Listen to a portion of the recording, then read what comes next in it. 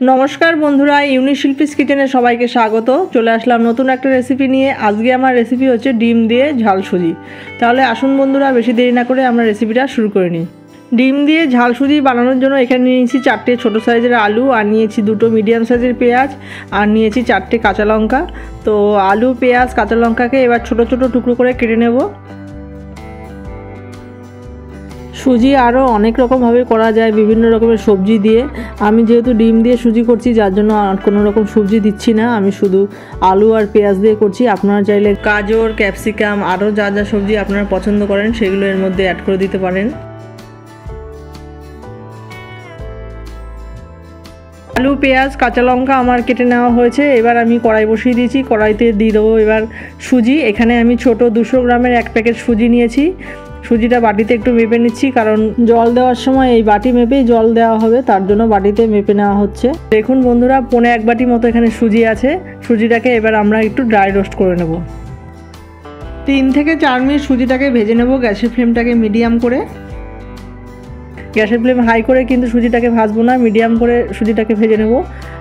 খুব লাল করেও ভাজবো না, একদম হালকা একটু লালচে কালার হবে, তারপরে আমরা সুজিটাকে নামিয়ে নেব। দেখুন সুজিটা আমার ভাজা হয়ে গেছে। 3 থেকে 4 মিনিট আমি সুজিটাকে ভেজে নিয়েছি। এবার সুজিটাকে নামিয়ে নিলাম।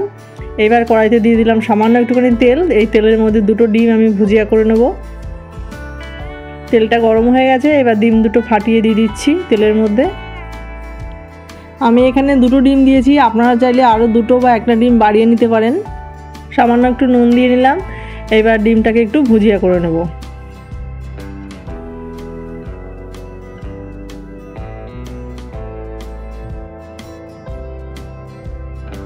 ডিমের ভুজিয়াটাকে ভালো মতো ভেজে নেওয়া হয়েছে। এবার ভুজিয়াগুলোকে তুলে নিচ্ছি।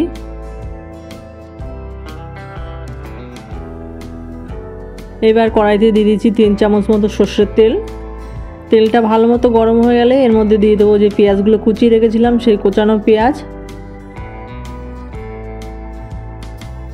পেঁয়াজটা একটু নেড়েচেড়ে নিয়ে দিয়ে দিচ্ছি এর মধ্যে আলু।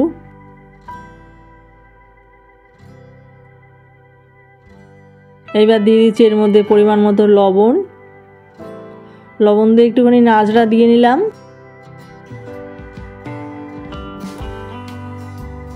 এবার দিচ্ছি এর মধ্যে কোচানো কাঁচা লঙ্কা আর দিয়ে দিচ্ছি সামান্য একটু হলুদ গুঁড়ো। এবার আলু আর পেঁয়াজকে ভালো করে লাল লাল করে ভেজে নেব 3 থেকে 4 মিনিটের জন্য। আলু পেঁয়াজটা ভালো মতো লাল লাল করে ভেজে নেওয়া হয়ে গেছে। আলুটা প্রায় হয়ে গেছে, দেখে নিয়েছি খুন্তি দিয়ে একটু। এইবার যে এর মধ্যে সুজিটা ভেজে রেখেছিলাম সেই সুজিটা এর মধ্যে অ্যাড করে দেবো। সুজিটা এবার আলু পেঁয়াজের সঙ্গে মিশিয়ে নিয়ে আবারও 2 থেকে আড়াই মিনিট মতো কষিয়ে নেব। সুজিটা তো ভাজা আছে, আলুটাও ভাজা আছে, 2-2.5 মিনিট মতো কষালেই হয়ে যাবে। তো এবার হলুদটা একটু কম হয়েছে, তাই 1 চিমটি হলুদ আর 1 চিমটি লবণ দিয়ে নিলাম। এবার আবারও একটুখানি মিশিয়ে নিচ্ছি আর সুজির সঙ্গে।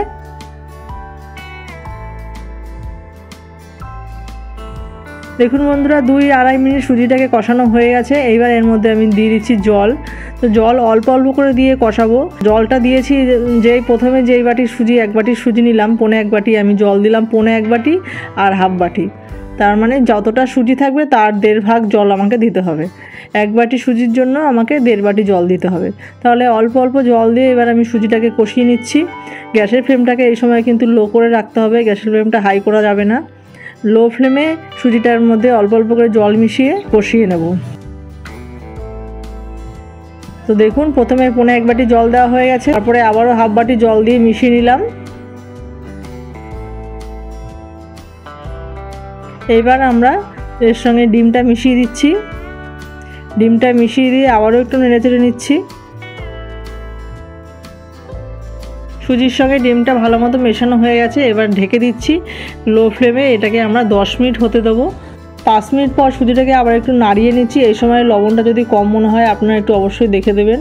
5 মিনিট একটু নাড়াচাড়া দিয়ে মিশিয়ে নিলাম। আবারও আমি ঢেকে দেবো আরও 5 মিনিটের জন্য। দেখুন বন্ধুরা, টোটাল আমার 10 মিনিট সুজিটা রান্না হয়ে গেছে। এবার একটু নেড়ে নেব। সুজিটা আমার পুরোপুরি রেডি হয়ে গেছে। দেখুন কত সুন্দর ঝরঝরে হয়েছে, কড়াইতে একটু লেগে নেই, খুন্তি দিয়ে নাড়ছি সব সরে যাচ্ছে। তার মানে সুজিটা আমার পুরোপুরি রেডি।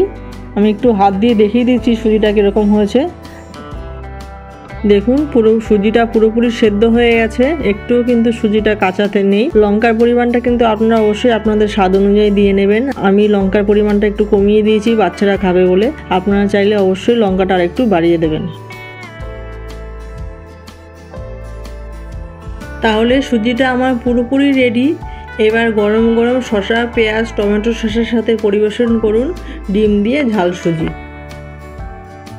সুজি আরও অনেক রকমভাবে করা যায়, সর্ষে ফোড়ন, কারি পাতা দিয়ে, বাদাম দিয়ে, তো সেটা অন্যরকম স্বাদ। আমি আজকে করে দেখালাম ডিম দিয়ে আর আলু পেঁয়াজ দিয়ে। এটা বাচ্চারা খুব ভালো খায়। সর্ষে ফোড়ন ওটা দিয়েও ভালো লাগে, ওটা দিয়ে বাচ্চারা অতটা ভালো খায় না, তো ডিম দিয়ে করলে বাচ্চারা একটু বেশি ভালো খায়। তাহলে বন্ধুরা, আজকে আমার ডিম দিয়ে ঝাল সুজির রেসিপিটা কেমন হয়েছে আপনারা কমেন্ট করে জানাবেন। আর রেসিপিটা ভালো লেগে থাকলে please like, comment, share and subscribe করতে কেউ ভুলবেন না। চ্যানেল নতুন বন্ধু হয়ে থাকলে চ্যানেলটিকে সাপোর্ট করবেন, পাশে থাকবেন। দেখা হচ্ছে পরবর্তী কোনো ভিডিওতে, পরবর্তী কোনো রেসিপি নিয়ে। আপনারা সবাই ভালো থাকবেন, সুস্থ থাকবেন। চলুন তাহলে বন্ধুরা, টাটা।